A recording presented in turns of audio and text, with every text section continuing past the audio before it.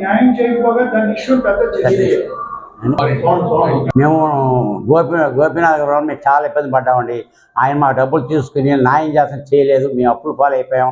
ఆయనతో మేము చాలా ఇబ్బంది పడ్డాం. వచ్చినప్పుడు మాకు 2,000 రూపాయలు ఖర్చు అవుతుంది. మొన్న చచ్చిపోయే ముందు కూడా ఆయన ఆఫీస్కి వెళ్ళాం కాబట్టి చెక్ ఇస్తా అన్నాడు. వెళ్ళాం ఆఫీస్కి వెళ్తే ఆఫీస్ రాలేదండి. మాకు న్యాయం చేయాలని కూర్చున్నాం. చనిపోయిన తర్వాత సునీత గారింటికి 2 సార్లు మాకు కలవాలి. ఆమెకి మేము కలవలేదండి. అది అక్కడ ఉన్నారు కూడా మీ డబ్బుల విషయం కూడా ఇప్పుడు ఆమె వెంటే ఉండాలని కూడా తెలుసు. మేము 10 లక్షలు ఇచ్చిన విషయం ఆమె వెంటే ఉండాలని ఇప్పుడు వాళ్ళకు కూడా తెలిసిన విషయం, అందరికి తెలిసిన విషయం. మమ్మల్ని న్యాయం చేయాలని కోరుతున్నాం. 2 సార్లు ఇంటికి వెళ్ళామని మాకు కలవ 2 సార్లు ఇంటికి వెళ్ళామని ఏమన్నా మాకు కలవలేదండి. కలవ ఆమె మాకు కలవ అబద్ధం చెప్పాలి.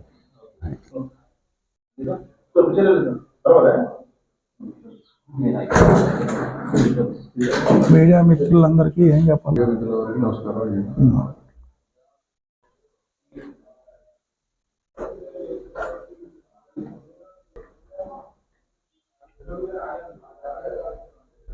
ప్రదీప్ చౌదరి గారికి తెలుసు ఈ అక్రమాలు అన్యాయాలన్నీ కూడా ఈ ప్రదీప్ చౌదరి గారికి ప్రతిదీ తెలుసు. మరి ఈ రోజు ఆయన వెళ్ళి ఆ టీఆర్ఎస్ ఎందుకు జాయిన్ అనేది నాకే అర్థం కాదు. ప్రదీప్ చౌదరి గారు పార్టీ మారే 3 రోజుల ముందు కూడా వీళ్ళ అన్యాయాలని ఖండించినటువంటి వ్యక్తి. మరి 3 రోజుల తర్వాత ఆయన పార్టీ లేదు. ఆయన కూడా అన్యాయం జరిగింది. మాగంటి గోపీనాథ్ వల్ల ప్రదీప్ చౌదరి కూడా అన్యాయం జరిగింది. వీళ్ళు కేటీఆర్ గారు బహిరంగ చర్చకు వస్తే ప్రతిదీ కూడా ఎవిడెన్స్ తో ఎక్కడికి రమ్మన్నా చర్చకు సిద్ధంగా ఉన్నాం. అండి నా పేరు కొల్లి గోపాలరావు. మాది గుంటూరు జిల్లా కొల్లూరు మండలం కృష్ణపురం గ్రామం అండి. మాది అన్నదమ్ములు ఇష్యూ తాగాదామంటే మాగంటి గోపీనాథ్ గారు మా దగ్గర 10 లక్షలు తీసుకున్నారండి. తీసుకుని అనేక సార్లు మాకు ఏమీ చేయలే. 10 సార్లు తిరిగాం. మాకు ఇప్పటిదా చెక్ ఇస్తాను, నోట్ ఇస్తాను, అది ఇస్తాను చెప్పుకుంటూ వచ్చాడు. చచ్చిపోయే ముందు కూడా 2 నెలల ముందు కూడా నేను ఆఫీస్కి వెళ్ళాను. ఆఫీస్కి నాకు చెక్ ఇస్తాడు. మేము అక్కడి నుంచి వచ్చి వెళ్ళేటప్పటికి మాకు ఆయన చెక్లు ఇవ్వలేదు. మాకు డబ్బులు కూడా మాకు మనీ కూడా ఇవ్వలేదు. ఆ డబ్బులకి ఇప్పటికి మేము ఎకరం పొలం అమ్ముకోవడానికి సిద్ధంగా ఉన్నామండి. మాకు న్యాయం చేయవలసి మేము కోరుతున్నాం. మేము రైతులము. అది ఏమండి నా పేరు కొల్లి గోపాలరావు. అదండి. మిత్రులకు నమస్కారం. నా పేరు వైవి రావు, జూబ్లీహిల్స్ నియోజకవర్గం. మొన్న ఎలక్షన్ ప్రచారంలో కేటీఆర్ గారు మాట్లాడుతూ తెలుగుదేశం పార్టీ అభిమానులు అందరూ కూడా జూబ్లీహిల్స్ నియోజకవర్గంలో టీఆర్ఎస్కి సపోర్ట్ చేయాలని చెప్పి అడగడం జరిగింది.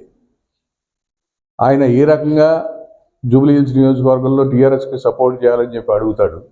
చంద్రబాబు నాయుడు గారిని అరెస్ట్ చేసినప్పుడు హైదరాబాద్లో తెలుగుదేశం పార్టీ అభిమానులు కానీ, చంద్రబాబు నాయుడు గారి అభిమానులు కానీ, ఎన్టీఆర్ గారి అభిమానులు కానీ ఆందోళన చేయడానికి సిద్ధమైతే చంద్రబాబు ఆంధ్రాకి చెందినవాడు, ఆంధ్రాలో అరెస్ట్ చేస్తే ఇక్కడ ఆందోళన ఎందుకు చేస్తారు? పోయి రాజమండ్రిలోనో ఆంధ్రాలోనో ఆందోళన చేసుకోమన్నటువంటి వ్యక్తి కేటీఆర్ గారు. నేను తారక రామారావు గారి పేరు పెట్టుకున్నాను కాబట్టి మాకు రామారావు గారు అంటే అభిమానం, అది ఇది అని చెప్పి ఓట్లు అడగడానికి, వాళ్ళ పబ్బం గడుపుకోవడానికి రామారావు గారును చంద్రబాబు నాయుడు గారు తెలుగుదేశం పార్టీ అభిమానులు, పార్టీ కార్యకర్తలు గుర్తొచ్చారు ఆయనకి.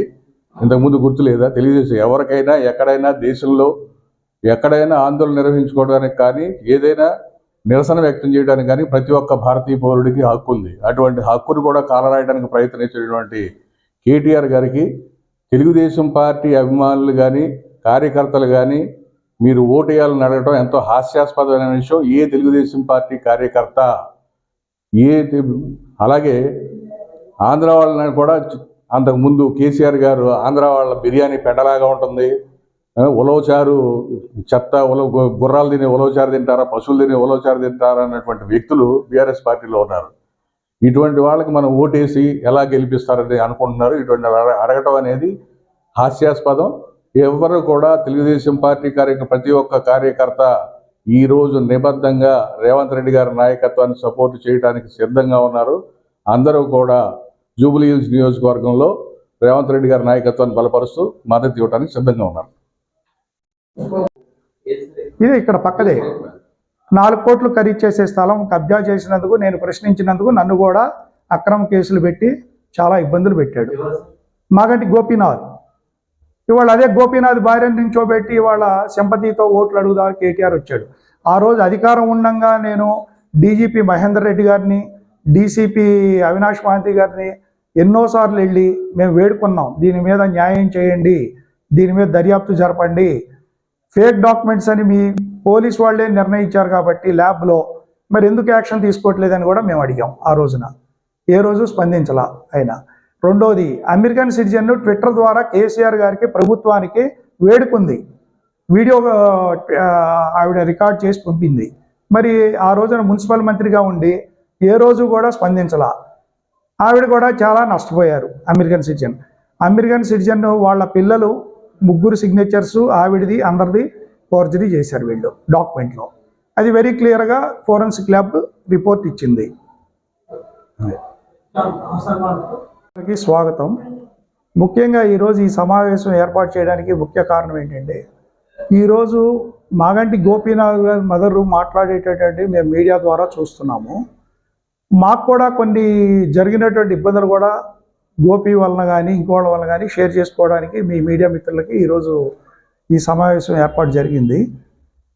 ఫస్ట్, ఒక మహిళ సింపతితో మహిళను పెట్టి ఏదో రాజకీయం చేసి బెనిఫిట్ పొందామని చూస్తున్నటువంటి కేటీఆర్ గారికి ముఖ్యంగా మహిళలు ఎప్పుడు కూడా ఆయన ద్రోహిగానే ఉన్నాడు, మహిళా ద్రోహిగానే. ముఖ్యంగా చాలా విషయాలు ఉన్నాయి, కానీ ముఖ్యమైన విషయాలు ఒక 4 మీతో షేర్ చేసుకుంటున్నాం. ఈరోజు మొట్టమొదటి భార్య మరి డైవర్స్ లేదు, లేకపోతే రెండో భార్య అని ఇది అంటున్నారు. అది మాకు అది పెద్ద ఇంపార్టెంట్ కూడా కాదు. 2 మహిళలకి ఒకవేళ నిజమైతే ఇద్దరిని పిలిచి కూర్చోబెట్టి మాట్లాడి ఒక పెద్ద మనిషిగా ఒక రాష్ట్ర మంత్రిగా చేశారు.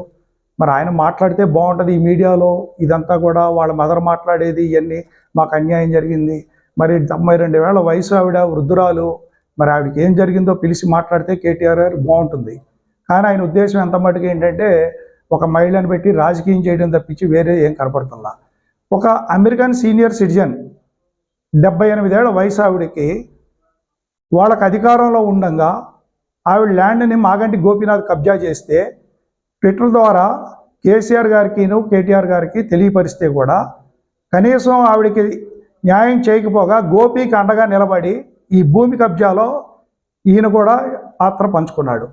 ఒక మహిళ American citizen land documents forgery చేసి, గవర్నమెంట్ అఫీషియల్ సిగ్నేచర్స్ ఫోర్జరీ చేసి, గవర్నమెంట్ అఫీషియల్ రబ్బర్ స్టాంప్స్ తయారు చేసి, ఇవన్నీ చేస్తే పోలీస్ కంప్లైంట్ ఇస్తే పోలీసులు మేనేజ్ చేసి కేసు వీక్ చేస్తున్నాడు. ముఖ్యంగా చెప్పాలంటే ఇది ఫోరెన్సిక్ ల్యాబ్లో కూడా ప్రతిదీ కూడా ఫోర్జరీ ఫ్యాబ్రికేటెడ్ డాక్యుమెంట్స్ అని చెప్పి ప్రూవ్ చేసింది. అయినా కూడా కేటీఆర్ గారు ఎక్కడా కూడా వాళ్ళ మీద చర్య తీసుకోకపోగా ఆ సీనియర్ సిటిజన్ వృద్ధురాలకి అన్యాయం చేశారు. At the same time Gopi గారి మదర్తో కూడా అదే కోపం చెందింది. ఈ 2018 ఎలక్షన్స్లో ఈ అన్యాయాన్ని ఒక మహిళ జరిగింది కూడా, వాళ్ళు బయర్స్. ఒక మహిళ ఓటు అడగడానికి వెళ్తే ప్రశ్నించినందుకు ఆవిడ మీద అక్రమ కేసులు పెట్టి తెల్లవారుజామున ఆవిడ పడుకున్న టైంలో అరెస్ట్ చేయించడానికి ప్రయత్నం చేశాడు. మరి ఆ రోజు కూడా కేటీఆర్ గారు ఆ మహిళకి ఒక బ్రాహ్మణ్ ఆవిడ, కనీసం జాలి లేకపోగా కేటీఆర్ గారు కూడా అరెస్ట్ చేసి తీసుకెళ్ళండి అని చెప్పి సపోర్ట్ చేశాడు పోలీసులకి. వీళ్ళు కూడా కేటీఆర్ గారికి ట్విట్టర్ ద్వారా ఫోన్ చేశారు, పర్సనల్గా స్పందించలేదు ఆయన. అట్లాగే ఇంకో మహిళది గోపీనాథ్ గారు ఈ విధంగా అన్యాయం చేస్తున్నారని ఆవిడ వెళ్ళి చెప్పుకున్నా కూడా ఆవిడికి కూడా ఏ రోజు మద్దతు పలకల. ఈయన ముఖ్య ఉద్దేశం ఏంటంటే ఈ భూ కబ్జాదారుడికి ఈయన చేసేటువంటి అక్రమ కేసులు పెట్టి అందరినీ ఇబ్బంది పెడుతుంటే కనీసం ఏ రోజు కూడా అధికారంలో ఉండి కేటీఆర్ స్పందించలేదు. అట్లాగే చాలామంది మహిళలు ఈ గోపీనాథ్ గారి వలన ఈ నియోజకవర్గంలో పర్టికులర్గా ఇబ్బందులు పడినటువంటి పరిస్థితులు ఏర్పడినాయి. మరి ఏ రోజు కేటీఆర్ స్పందించకుండా ఈరోజు ఒక మహిళను పెట్టి ఓటేయమని అడిగితే ఈ నియోజకవర్గ ప్రజలు ఏ విధంగా ఓటేస్తారనుకుంటున్నాడు కేటీఆర్ గారు? ముఖ్యంగా ఈరోజు వాళ్ళ మదర్ అడుగుతుంది గోపీనాథ్ గారి డెత్ గురించి. మరి 5వ తారీఖున కార్డియాక్ అరెస్ట్ అని టీవీలో చనిపోయారని అన్ని మీడియా ఛానల్స్ ప్రసారం చేసినాయి. మళ్ళీ 2 అవర్స్ తర్వాత లేదు చనిపోలేదు అని చెప్పి మళ్ళీ దాన్ని తిరిగి వేయించారు. మరి ఈ రోజు వరకు ఎవరన్నా మీ మీడియా మిత్రులు కానీ ఎవరైనా కానీ ఆ డెత్ ఎలా జరిగిందనే దాని మీద కనీసం కార్పొరేట్ హాస్పిటల్ నుండి కేస్ షీట్స్ కానీ ఏమన్నా తీసుకుని దీని మీద మీరు ఎంక్వైరీ పెట్టమని అడిగారా?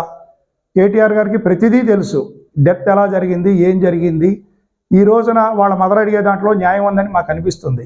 దీని మీద మీ మీడియా ద్వారా ఆ వృద్ధురాలు గారికి ఆవేదనను అర్థం చేసుకుని మరి సిబిఐ ఎంక్వైరీ వేయమని ఈ రేవంత్ రెడ్డి గారు గవర్నమెంట్ను కూడా అడిగితే మీ మీడియా మిత్రులు చాలా సంతోషిస్తాం. ఇటువంటి కేటీఆర్ గారికి ఏ విధంగా ఓట్లు అడగడానికి నియోజకవర్గంలో తిరుగుతున్నాడో మాకు అర్థం కావట్లా. ఇటువంటి అమెరికన్ సిటిజన్ అవనండి, గోపీనాథ్ గారు మదర్ అవనండి, లేకపోతే ఆ బ్రాహ్మణ్ మహిళ అవనండి, ఇంకో సూర్యదేవర్ లత గారు కానివ్వండి, ఇట్లా చాలామంది ఉన్నారు. పైపెచ్చు ఈయన ఏంటంటే ఒక ఎడ్యుకేటెడ్ పర్సన్. సరే, వాళ్ళ ఫాదర్కి ఏదన్నా రౌడీ షీట్ ఉందో అది ఏదో తర్వాత, కొడుకును కూడా ఒక ఎడ్యుకేటెడ్ని పట్టుకుని రౌడీ షీటర్ అనగలుగుతున్నాయంటే అతనికే చెల్లుతుంది ఇటువంటి మాటలు మాట్లాడడానికి. కాబట్టి మీ మీడియా మిత్రుల ద్వారా గోపీనాథ్ గారు చనిపోవడం అన్ని మరి సిబిఐ ఎంక్వైరీ చేస్తారా, మళ్ళీ ఏదన్నా సమగ్ర దర్యాప్తు ఈ ప్రభుత్వం చేస్తుందా, ఆ మదర్ ఆవేదనను అర్థం చేసుకుని దీన్ని ఒక ఎంక్వైరీ చేయమని కోరుతున్నాం మీ మీడియా ద్వారా.